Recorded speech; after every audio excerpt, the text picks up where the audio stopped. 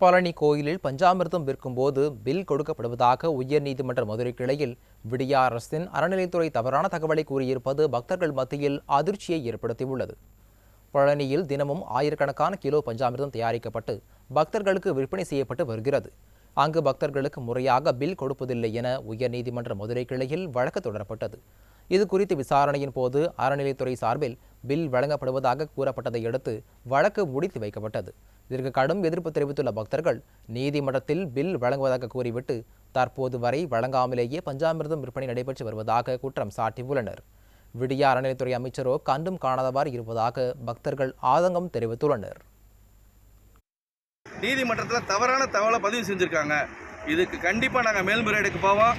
பழனி கோயிலில் பக்தர்கள் நூதனமான முறையில் ஏமாற்றப்படுவது தடுக்கப்பட வேண்டும். எப்படி சபரிமலையிலையும் திருப்பதியிலையும் பக்தர்களுக்கு முறையாக பில் விநியோகம் பண்ணி இனி ஒரு இடத்துல பிரசாதம் வாங்கிக்கொள்ளக்கூடிய நிலை இருக்கோ அதே மாதிரி நிலை பழனி கோயிலில் நடைபெறணும்.